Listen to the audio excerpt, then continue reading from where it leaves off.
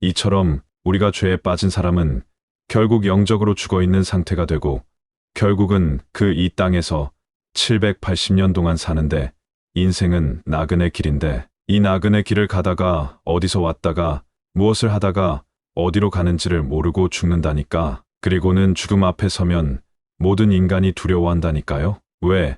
죽음 이후에는 하나님의 심판이 있기 때문에. 그런데 여기에서 하나님께서 그냥 이 사람들을 그냥 이렇게 내버려 두지 않고 이스라엘 민족을 택하셔서 아브라함을 불러내시더니 그 아브라함의 계보에서 이스라엘 민족을 일으키시고 그들에게 율법을 주시고 그런 가운데 거기에 선지자, 제사장 하나님의 귀한 사람들을 일으키시더니 그 계보에서 하나님의 아들 예수 그리스도를 이 세상에 보내신 겁니다. 그분이 아담이 가져왔던 그런 모든 문제를 다 해결한 거요. 다 해결하시고 우리 개인 구원뿐만 아니라 우리의 가정의 구원, 우리 사회 안에 주님의 구원의 역사가 이루어지도록 다 역사해 놓으셨습니다. 그리고 이 나라와 민족의 운명까지, 이 세계의 운명까지 우리 예수님께서 다 해결해 놓으신 겁니다. 그래서 제가 가끔씩 칼 바르트의 변증법적인 신학이라 그런데 그건 뭘 말하느냐?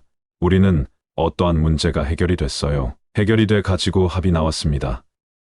그러나 또 우리의 역사는 진행이 되어 나가면서 합이 나왔지만 또 다른 문제가 발생한다 그러면 또 합이 나와요. 그 합이 누구냐? 예수 그리스도. 예, 바르트는 그러한 방식으로 신학을 전개하므로 모든 이 역사에 대한 개인의 그 문제뿐만 아니라 가정의 문제뿐만 아니라 이 사회, 나라와 민족, 이 세계의 운명 모든 것은 그리스도를 통해서 이루어졌다. 그런데 그 그리스도를 모든 문제 해결의 중심에 모시면 그 그리스도가 이미 승리하셨기 때문에 그러한 역사를 성취하신다. 이런 방식으로 신학을 전개해서 단순히 바르트라고 하는 신학자는 개인 구원만을 다룬 게 아니라 이 세계의 역사 안에 놀라운 구원을 다룬 겁니다. 개인 구원뿐만 아니라 가정의 문제, 우리 사회의 문제, 요즘의 남녀 간의 문제, 결혼의 문제, 다 이런 문제를 그 대안을, 그 해결책을 성경에서 예수 그리스도로 제시하는 겁니다. 그래서 모든 것의 모든 것은 예수 그리스도가 되시는 거죠. 그 바르트의 신학에 가게 되면 그런데 저도 제가 그 사람을 말하는 것은 제가 그런 사람과 같이 이 성경에 나타나 있는 예수 그리스도의 구원이야말로 모든 대안이 된다는 거예요. 우리 개인의 인생의 문제뿐만 아니라 가정의 문제뿐만 아니라 이 사회와 이 나라와 민족, 이 세계의 문제, 여러 가지 지금 많은 문제를 거론합니다.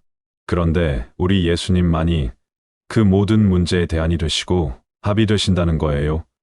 하나님께서는 그래서 예수 그리스도 안에 그 하나님의 모든 그런 지혜와 지식의 보화가 다 감추어져 있다는 거예요. 모든 보화가 이 인류의 모든 문제를 아담 아래의 더러운 죄로 말미암아 파생된 많은 문제가 있습니다. 갈등이 있습니다. 슬픔이 있습니다. 고통이 있습니다.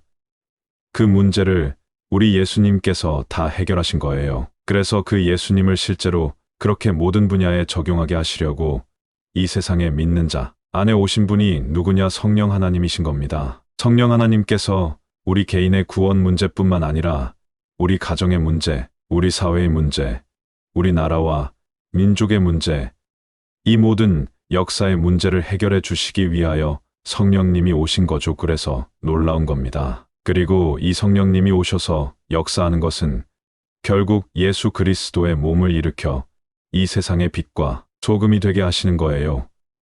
개인의 구원도 중요하지만 하나님께서는 예수 그리스도의 몸으로 연합된 하나님의 그 교회 그리스도의 교회가 일어나 이 세상의 빛과 소금이 되고 이 세상을 치유하고 변화시키고 하나님께 인도하고 이런 교회를 일으키기를 원하시는 거예요. 그러니까 교회라고 하는 것은 엄청난 비밀이고 놀라운 건데 사람들이 그냥 교회를 너무 작게 봐요.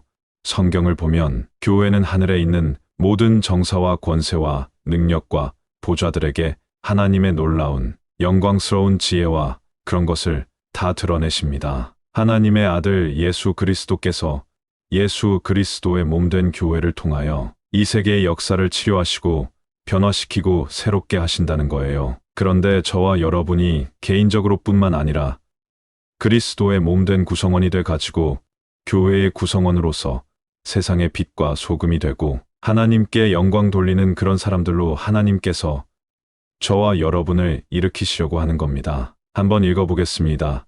로마서 5장 17절부터 보면 아담이란 한 사람의 죄로 죽음은 모든 사람을 지배하게 되었으나 그러니까 이 아담이라고 하는 한 사람이 죄로 인해서 죽음이 왔는데 모든 사람을 죄가 사망 안에서 왕노릇한다, 지배한다는 것입니다. 사람 안에 아담이 죄를 자기 안에 가져온 거예요. 그런데 아담의 후손이 되는 모든 온 세상, 모든 사람들이 죄로 말미암아 죄가 죽음을 통해서 그 지배력을 가지고 왕노릇하는 거예요. 그러니까 이 죄가 지배하지 못하는 것은 거듭난 하나님의 사람이 영을 따라 행하고 말씀을 따라 행하고 그 천연적인 옛사람이 끝난 사람은 지배할 수 없지만 이 옛사람 아래 가고 아담과 같은 그런 위치에 가서 말씀을 떠나서 하나님의 생명에서 떠나서 독자적인 길로 가고 그리고 저 악한 자 마귀 뱀의 말을 듣고 따라가면 결국 죄가 그 사람 안에 지배력을 갖는 거예요. 그럴 뿐만 아니라 그 개인의 그러한 문제뿐만 아니라 그 가정을 파괴하려고 하죠. 죄가 죄라고 하는 것은 항상 파괴적입니다. 하나님의 생명에서 떠날 뿐만 아니라 인간 스스로가 자멸하도록 이렇게 죄가 그 안에서 역사합니다. 그러니까 안 믿는 사람들은 안 믿는 사람대로 잘 돼요. 어려움 없이 예수님 안 믿어도 잘 돼요. 그러니까 하나님을 믿지 않아 하나님을 떠난 것이 죄고 죽음이고 멸망인데 그러니까 안 믿고 사는 사람은 잘 돼요. 어떤 사람들은 아니 예수님 믿으면 안 되고 저 예수님 안 믿는 불교 신자라든가 이런 사람들 잘 되는데 예수님 믿는 사람은 안 된다고 안 될 수밖에 없지요. 우리 예수님께서 너희가 이 세상에서 나의 택함을 받았기 때문에 세상이 미워할 거라고 그랬어요. 세상에서 죄가 그 사람이 그냥 잘 살고 평안하게 살면 우리 예수님 찾지 않는데 그거 주는 거예요. 이 세상 임금이라고 하는 마귀가 그거 주는 거예요. 그런 사람들에게 안 믿는 사람들에게 그러나 믿는 사람들은 그렇게 해서 넘어뜨리려고 그런 거예요. 가난하게 하고 어렵게 하고 힘들게 하고 복잡하게 하고 그러니까 예수님 믿는 사람들이 내 인생에 어떤 문제가 잘 안 풀린다. 그래가지고 안 풀린다 그러지 말고 그렇게 생각할 게 아니고 성경을 따라서 내가 이 세상에서 우리 예수 그리스도의 부름을 받고 택함을 받아가지고 이 세상이 나를 미워하는 모양이다. 이렇게 생각을 해야죠. 이렇게 모든 사람을 지배하게 된다는 거요. 죄라고 하는 것은 아담이라는 사람이 그래서 중요하고 그래서 성경에서는 아담은 옛사람을 예표하고요. 이 예수 그리스도는 새 사람을 예표하는 겁니다. 아담이라는 사람은 옛 인류의 머리를 말하고 있고요. 우리 예수님은 새 인류의 머리를 말하는 거예요. 시작이에요. 예수님이 새 창조를 가져오고 새 인류의 머리가 되시고 이 세상의 새 생명, 부활 생명, 신성한 생명, 하나님의 생명을 우리 예수님의 십자가 사건과 부활을 통해서 이 세상 안에 가져오신 거예요. 그리고는 부활의 첫 열매가 되심으로 그 하나님의 아들의 생명이 발화가 돼 가지고 예수님을 믿고 영접하기만 하면 하나님께서 이제 사람 안에 오실 수 있는 생명의 길을 활짝 열어놓은 거예요. 여러분, 우리 예수님께서 십자가 위에서 죽으실 때 성소의 휘장이 위에서 아래까지 갈라졌다는 것은 완전히 하나님께 나아가는 생명의 길이 열렸다는 것을 말씀하는 것입니다. 그래서 우리가 예수님 영접합니다. 사랑합니다. 우리 예수님 영접하기만 하면 그 사람은 하나님의 아들 예수 그리스도를 통해 그의 죽었던 영이 살아나고 그 영 안에 성령님이 거하시면서 새 생명을 주시는 거예요. 하나님의 아들의 생명을 우리에게 주시는 거예요. 거듭난 거죠. 하나님으로부터 난 하나님의 아들들이 일어나게 되는 거예요. 그만큼 놀라운 일을 우리 예수님께서 다 이루어 놓으신 겁니다. 그러니까 우리는 예수 그리스도의 이 놀라운 구원의 복음을 증거해 줘야 되는 것입니다. 그렇게 되었으나 예수 그리스도에 의해 하나님의 용서와 무죄 선언이라고 하는 선물을 거저받고 그러니까 우리 예수 그리스도 우리 주님이 십자가 위에서 고난을 받으심으로 우리의 죄값을 지불한 겁니다. 나무에 달린 자마다 저주를 받았다고 그랬는데 율법의 저주에서 우리를 속량하시려고 우리 주님이 나무에 달려서 하나님의 심판과 형벌을 다 받으시고 우리의 죄값을 다 지불한 겁니다. 그래서 우리가 용서를 받고 무죄 선언을 받는 거예요.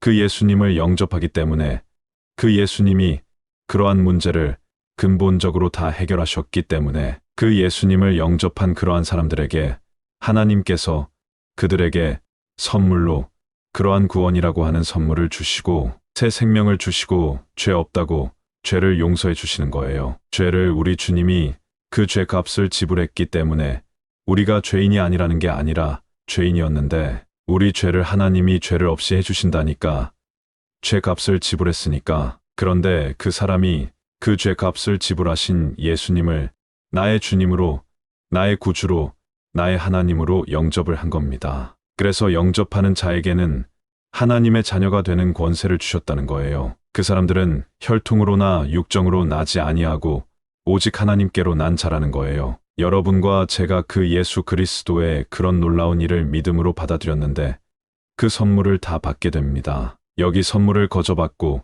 심지어는 모두 생명을 다스리는 임금이 되는 것입니다. 그러니까 이제는 생명 안에서 왕노릇한다는 거예요. 우리가 이 하나님의 생명 안에서 왕노릇할 수 있는 지배력을 갖는 새 창조 안에 있는 새 생명, 새 사람이 된 것입니다. 이것은 그래서 은혜의 사건이라는 거예요. 하나님이 행하신 것을 우리가 아무런 일도 하지 않고 우리 예수 그리스도 주님을 믿고 영접했는데 하나님께서는 그 놀라운 일을 다 이뤄놓고 우리에게 그 죄의 죄를 용서해 주실 뿐만 아니라 새 생명을 주시고 뿐만 아니라 새 생명 가운데 행할 때 생명 안에서 왕노릇할 수 있는 그러한 존귀한 하나님의 아들들로 저와 여러분을 이렇게 불러주셨다는 겁니다. 얼마나 감사합니까?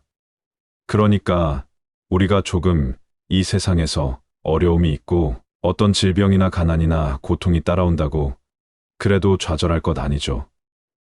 이런 걸 내다봐야죠. 그렇습니다. 아담의 죄는 모든 사람에게 형벌을 가져왔으나 그리스도의 의로우심은 사람들을 하나님 앞에 올바른 사람으로 만들어 길이 살게 하신 것입니다. 그러니까 성령 하나님이 우리 안에 오셔서 그 크신 사랑과 은혜를 주셔서 우리가 새 생명 가운데 행하니까 올바른 삶을 살 수가 있게 됩니다.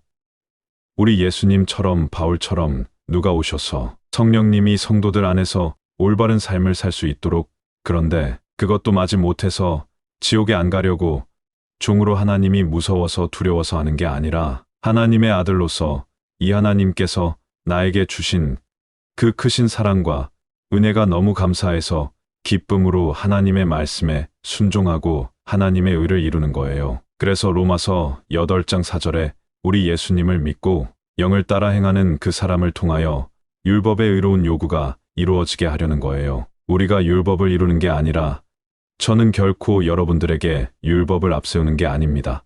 성령을 따라 행하면 하나님의 은혜가 왕노릇하면 여러분 안에서 성령 하나님께서 율법의 의로운 요구를 이루어 주신다는 거예요. 사랑할 수 없는 사람을 사랑할 수 있는 힘과 용기와 능력을 주신다는 거예요. 그러한 밝음을 주시고 소망을 주시고 능력을 주신다는 거예요. 성령님이 오셔서 여러분이 주님을 시인하고 인정하고 의지하면 성령님이 여러분들에게 그러한 성령의 9가지 열매를 맺을 수 있도록 역사하신다는 거예요.